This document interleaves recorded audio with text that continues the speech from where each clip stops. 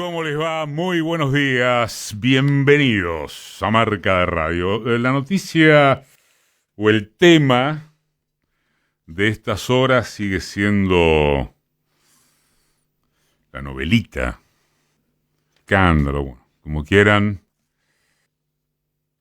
Cuader, Macri, Villarruel, Milei, expulsión. Lo más divertido, por ponerle un término que quizá no sea el adecuado, es sobre todo lo de los libertaristas y Macri, comillas, peleándose por la moral republicana, ¿no? Es como escuchar discutiendo sobre eso a Al Capone y Frank Nitti. De paso, que se hable de eso oculta, por ejemplo, las andanzas de Pucho Ritondo y su esposa Romina Diago, con denuncias por enriquecimiento ilícito surgidas del Centro Latinoamericano de Investigación Periodística, en un trabajo de la colega Emilia Delfino. O para que no se hable de Juan Paso, socio de Toto Caputo, en una empresa de chips de trazabilidad para el ganado. Pasó al frente del organismo que reemplazó a la FIP. Entonces no. Mejor hablar de Cuader. Pero esto es hacia estas horas. Es en estas horas. Porque a comienzos de semana fue la cadena nacional de Milei y queremos ir ahí porque el discurso y la escenografía de Javier Milei, al cumplirse un año de su mandato, fueron una radiografía quizás perfecta de los símbolos libertaristas, en contenido y en formas. Las formas demasiadas veces constituyen al contenido. Todo estuvo allí. Todo. Y merece ser repasado. A su derecha, la hermanísima, con un rostro pétreo que a la izquierda reprodujeron el jefe de gabinete, Guillermo Francos, y por detrás todos los ministros. No se les movió un músculo, aunque sea para sentir, durante los largos minutos en que el presidente volvió a exhibir su fracasada lucha en pos de una lectura que pueda reflejar un sentimiento, una emoción, una pausa, algo, lo que fuere, capaz de generarle levantar la vista del papel para mirar a cámara y apenas mostrar un poco de sensibilidad. Ni siquiera pudo hacerlo cuando, entre medio de furcios interminables, la oración agradecía el esfuerzo de los argentinos.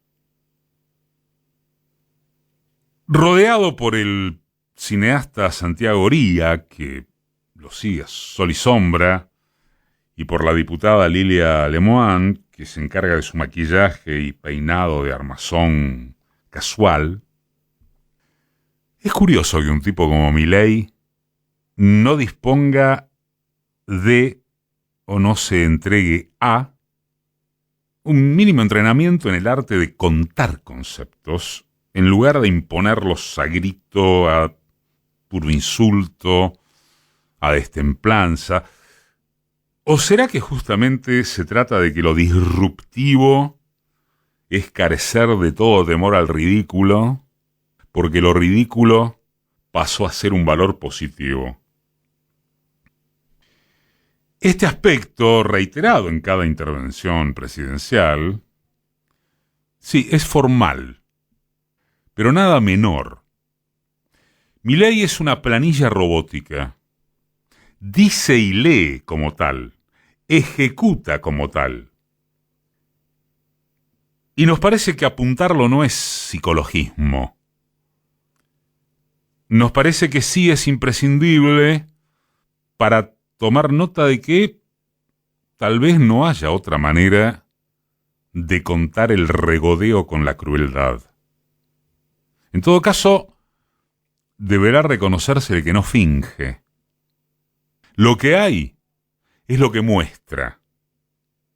Y lo que muestra, muy en potencial, quede claro, probaría que con eso está yéndole bien, o por lo menos mucho mejor que lo que casi todo el mundillo analítico pronosticaba hace un año. Si salimos de las formas, el contenido del discurso fue una mera repetición de consignas que se reproducen hasta con palabras idénticas. Por cierto, prácticamente desde asumido, Milei se olvidó de la dolarización y de la bomba que habría de ponerle al Banco Central.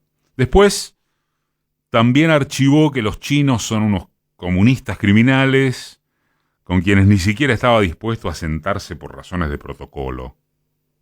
En todo lo demás, anclado en la baja inflacionaria oficial, en el superávit fiscal inventado y en el dibujo aún mayor de que no emite moneda mientras rige el show de bonos, hay un loop imperturbable de proclamas al aire.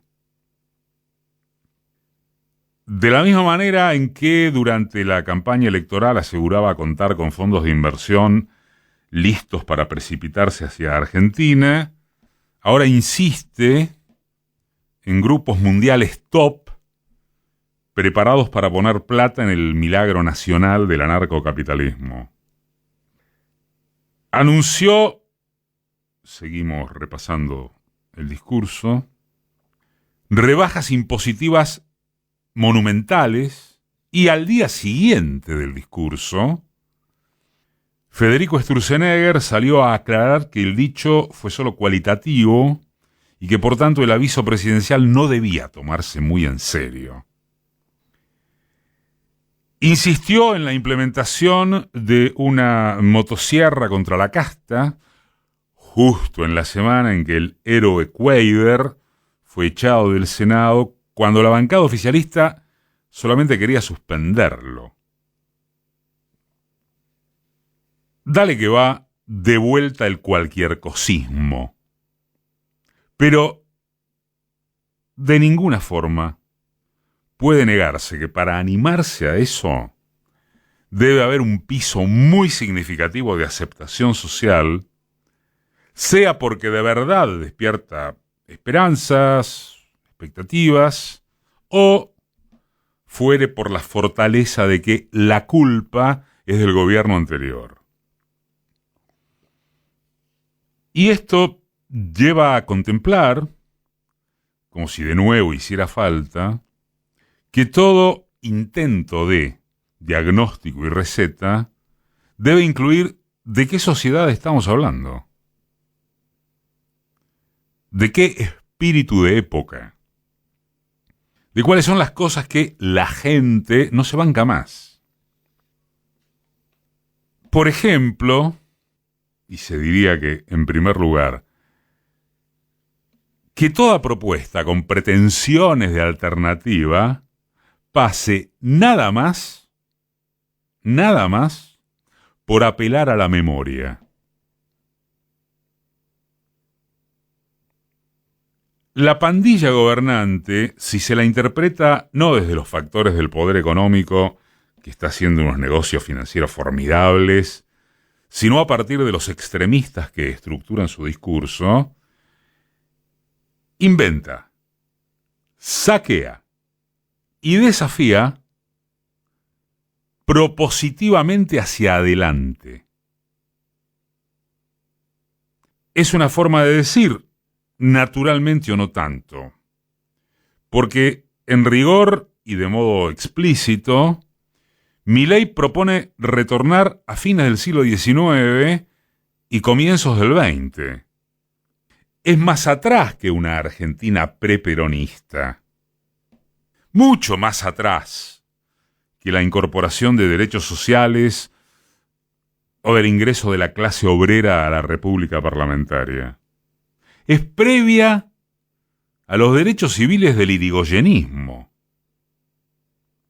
Es la traducción de la oligarquía agropecuaria puesta ahora en términos de una economía exclusivamente de servicios, sin mínimos rasgos productivistas, bajo el delirio de incorporarse o incluso liderar, así lo dijo Jamoncito, a los unicornios universales.